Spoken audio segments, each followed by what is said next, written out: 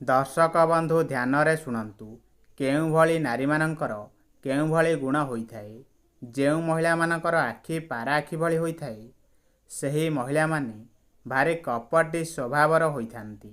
2 number, ଯେଉଁ ମହିଳାମାନଙ୍କର ଆଖି ରକ୍ତବର୍ଣ୍ଣୀ, ସେହି ମହିଳାମାନେ ସ୍ୱଭାବରେ ଚିରଦୁଃଖିନୀ ହୋଇଥାନ୍ତି।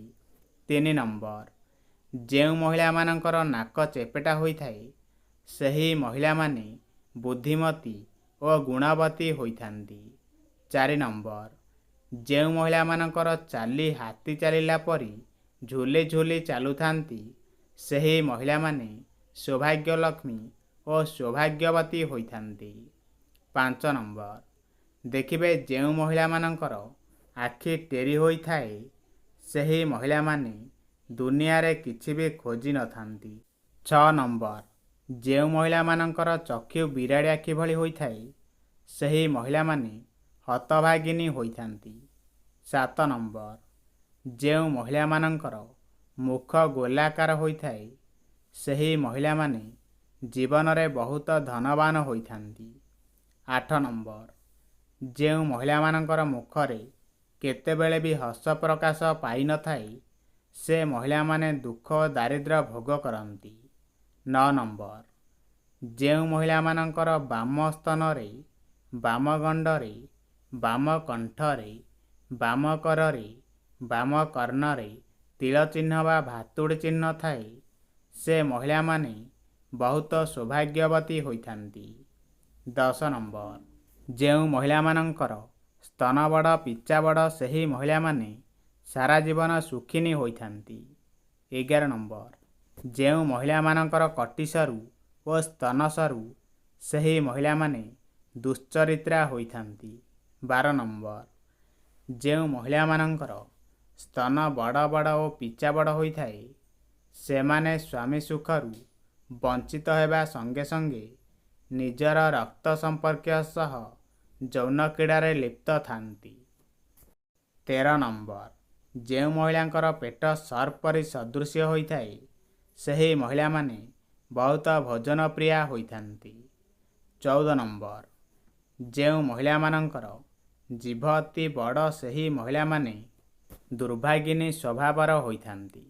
15 ନମ୍ବର, ଯେଉଁ ମହିଳାମାନଙ୍କର ଦାନ୍ତ ବଡ଼ ବଡ଼, ସେହି ମହିଳାମାନେ ଭାରି ରାଗୀ ସ୍ୱଭାବର ହୋଇଥାନ୍ତି। 16 ନମ୍ବର, ଯେଉଁ ମହିଳାମାନଙ୍କର ଓଠ ଲାଲ ପରି ଦିଶିଥାଏ, ସେହି ମହିଳାମାନେ ସୁଖ ଶାନ୍ତି ଓ ବୈଭବ ପାଇଥାନ୍ତି। 17 ନମ୍ବର, ଯେଉଁ ମହିଳାମାନଙ୍କର ଆଖି କୋଇଲି ଆଖି ପରି ଦିଶିଥାଏ, ସେହି ମହିଳାମାନେ ବୁଦ୍ଧିମତୀ ହୋଇଥାନ୍ତି। 18 ନମ୍ବର, ଯେଉଁ ମହିଳାମାନଙ୍କର ମୁହଁ ଗୋଲାକାର ହୋଇଥାଏ, ସେହି ପ୍ରକାର ମହିଳାମାନେ ସୁଲକ୍ଷଣୀ ସ୍ୱଭାବର ଅଟନ୍ତି। 19 ନମ୍ବର, ଯେଉଁ ମହିଳାମାନଙ୍କର ମୁହଁ ଅତି ସରୁ ବା ଗୋଜିଆ ହୋଇଥାଏ, ସେହି ମହିଳାମାନେ ଜିଦଖୋର ପ୍ରକୃତିର ଅଟନ୍ତି।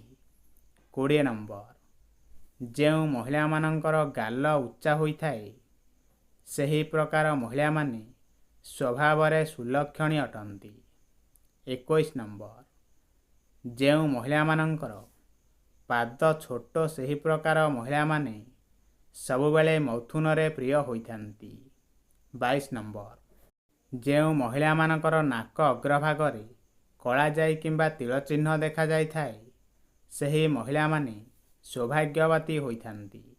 23 ନମ୍ବର, ଯେଉଁ ମହିଳାମାନଙ୍କର କପାଳରେ କଳାଜାଇ ରହିଥାଏ, ସେହି ମହିଳାମାନେ ଧନବାନ ଓ କୀର୍ତ୍ତିବାନ ହୋଇଥାନ୍ତି। 24 ନମ୍ବର, ଯେଉଁ ମହିଳାମାନଙ୍କର ଆଖି ଚିଲାଖିଆ ହୋଇଥାଏ, ସେହି ମହିଳାମାନେ ବହୁତ ସେକ୍ସି ସ୍ୱଭାବର ହୋଇଥାନ୍ତି। 25 ନମ୍ବର, କନ୍ୟାର ବିବାହ ଶୀଘ୍ର ହେବା ପାଇଁ ଶୁକ୍ଳପକ୍ଷ ସୋମବାରରେ ଭଗବାନ ନାରାୟଣଙ୍କୁ ଝିଅର ବାପା କିମ୍ବା ମା ପୂଜା କରିବା ଉଚିତ। 26 ନମ୍ବର, ପୂଜାରେ ନାରାୟଣଙ୍କୁ ହଳଦୀ ରଙ୍ଗର ରେଶମ ଚାଦର ଓ ଘିଅ ତିଆରି ଲଡ଼ୁ ଅର୍ପଣ କରି ବିବାହ ପ୍ରାର୍ଥନା କରିବା ଉଚିତ। 27 ନମ୍ବର, ଏହିଭଳି ଭାବରେ 3 ରୁ 4 ସୋମବାର ପୂଜା କଲେ ମହିଳାମାନଙ୍କୁ ଝିଅ ବାହା ପାଇଁ ଆଶା ଶୁଭ ଫଳ ମିଳିଥାଏ। 28 ନମ୍ବର, ମହିଳାମାନେ ଯଦି ସବୁ କାର୍ଯ୍ୟକୁ ନିଜ ଇଚ୍ଛାରେ କରିବେ ବୋଲି ଭାବନ୍ତି ତେବେ ସେ ସର୍ବଦା ବିପଦରେ ପଡ଼ିଥାନ୍ତି। 29 ନମ୍ବର, ମହିଳାମାନେ ଯେକୌଣସି କାର୍ଯ୍ୟ କରିବା ପୂର୍ବରୁ ଆଗ ପଛ ବିଚାର କରନ୍ତୁ। 30 ନମ୍ବର, ମହିଳାମାନେ ନିଜର ମନକୁ ସୀମା ଭିତରେ ରଖି କାର୍ଯ୍ୟ କଲେ କୌଣସି ବିପଦର ସମ୍ମୁଖୀନ ହେବ ନାହିଁ। ଦାୟିତ୍ୱ କର୍ତ୍ତବ୍ୟରେ ଅବହେଳା କଲେ ମହିଳାମାନେ ବିପଦରେ ନିଶ୍ଚିନ୍ତ ପଡ଼ିବେ। 31 ନମ୍ବର, ଶ୍ୱଶୁର ଘରେ ସ୍ୱାମୀ ରହିଲେ ମହିଳାମାନଙ୍କର ଜୀବନ ଦୁଃଖମୟ ହୋଇଥାଏ।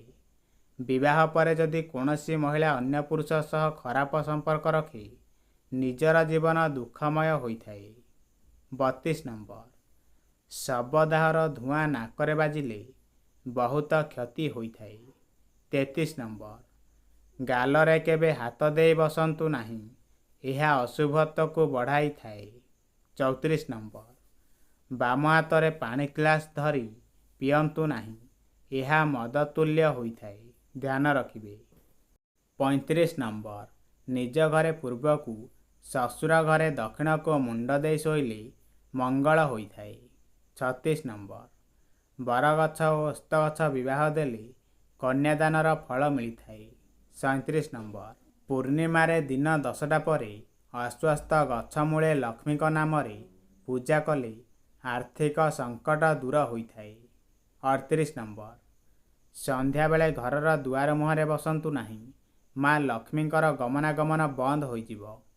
39 ନମ୍ବର, ଘରୁ ବାହାରକୁ ଯିବାବେଳେ ଡାହାଣ ପାଖରେ ପାଣି କଳସ ଥିଲେ ଆପଣଙ୍କର ମଙ୍ଗଳ ହୋଇଥାଏ। 40 ନମ୍ବର, କାହାରି ଘର ବା ଚଉରା ପ୍ରତିଷ୍ଠାରେ ଯଦି କଉଡ଼ି ଏବଂ ପଇସା ପାଆନ୍ତି ତାକୁ ଆଣି ଆପଣଙ୍କ ପଇସା ରଖିବା ଜାଗାରେ ରଖନ୍ତୁ, ଏହା ଆପଣଙ୍କୁ ଆହୁରି ଧନୀ କରିଥାଏ। 41 ନମ୍ବର, ଯଦି ଆପଣଙ୍କ ପାଖରେ ପଇସା ବଞ୍ଚୁନାହିଁ ତେବେ ପକେଟରେ ବା ପଇସା ରଖିବା ଜାଗାରେ ବେଲପତ୍ର ସହିତ ମନ୍ଦାର ପତ୍ର ରଖନ୍ତୁ। 42 ନମ୍ବର, ଯଦି ଆପଣ ବାରମ୍ବାର ଦୁର୍ଘଟଣାରେ ସମ୍ମୁଖୀନ ହେଉଛନ୍ତି ତାହେଲେ ଘରୁ ବାହାରକୁ ଯିବାବେଳେ ଆପଣ ଦୁବ ଦୁଇକେରା ସାଙ୍ଗରେ ନେଇକି ଯାଆନ୍ତୁ। 43 ନମ୍ବର, ଘରୁ ବାହାରକୁ ଗଲାବେଳେ ମୁଣ୍ଡରେ ଟିକେ ଚନ୍ଦନ ଲଗେଇକି ଯାଆନ୍ତୁ, ଆପଣଙ୍କର ସବୁ କାମ ଜୟ ହେବ। 44 ନମ୍ବର, ଝାଡ଼ୁକୁ ସବୁବେଳେ ଶୁଆଇ ରଖନ୍ତୁ ଏବଂ ଲୁଚେଇକି ରଖନ୍ତୁ, ଏହା ମଙ୍ଗଳ ଅଟେ। 45 ନମ୍ବର, ଘର କିଣିବା କିମ୍ବା ବନେଇବା ସମୟରେ ମୁଖ୍ୟ ପ୍ରବେଶର ଦ୍ୱାର ପୂର୍ବ ଦିଗକୁ ହେଲେ ଅଧିକ ଶୁଭ ହୋଇଥାଏ। 46 ନମ୍ବର, ବିଛଣାରେ ଶୋଇଥିବା ବେଳେ ଆପଣଙ୍କର ପ୍ରତିବିମ୍ବ ଆଇନାରେ ଦେଖିବା ଅନୁଚିତ, ଏହା ଅମଙ୍ଗଳ ହୋଇଥାଏ, ଖରାପ ଶକ୍ତିର ପ୍ରଭାବ ପଡ଼ିଥାଏ। 47 ନମ୍ବର, ସନ୍ଧ୍ୟାବେଳେ ଘରର କିମ୍ବା ଦୋକାନର ଲାଇଟ୍ ଜଳେଇ ସାରି ଭଗବାନଙ୍କର ନାମ 3 ଥର ନିଅନ୍ତୁ ଏବଂ ପ୍ରଣାମ କରନ୍ତୁ, ଏହା ଶୁଭ ହୋଇଥାଏ। 48 ନମ୍ବର, ବିଲ୍ଡିଂର ସର୍ବଶ୍ରେଷ୍ଠ ଫ୍ଲାଟରେ ବାସ କରନ୍ତୁ ନାହିଁ, ଏହା ଶୁଭ ହୋଇନଥାଏ। 49 ନମ୍ବର, ଗୋଟିଏ ସିଧା ଲାଇନରେ ଘରର 3ଟି କବାଟ ରଖିବା ଅନୁଚିତ, ଏହା ଅମଙ୍ଗଳ ହୋଇଥାଏ। 50 ନମ୍ବର, ମାଛ ଜାର୍ ବା ଆକ୍ୱାରିୟମରେ ସୁନେଲି ମାଛ ରଖନ୍ତୁ ଏବଂ ଏହି ଜାରକୁ ରୋଷେଇ ଘର ବା ବେଡରୁମରେ ରଖନ୍ତୁ ନାହିଁ। 51 ନମ୍ବର, କବାଟ ପଛପଟରେ କଉଡ଼ି ମୁଦ୍ରା ବାନ୍ଧି ଝୁଲାଇ ରଖନ୍ତୁ କିନ୍ତୁ ଘରର ପଛ କବାଟରେ ରଖନ୍ତୁ ନାହିଁ, ଏହା ଅମଙ୍ଗଳ ହୋଇଥାଏ।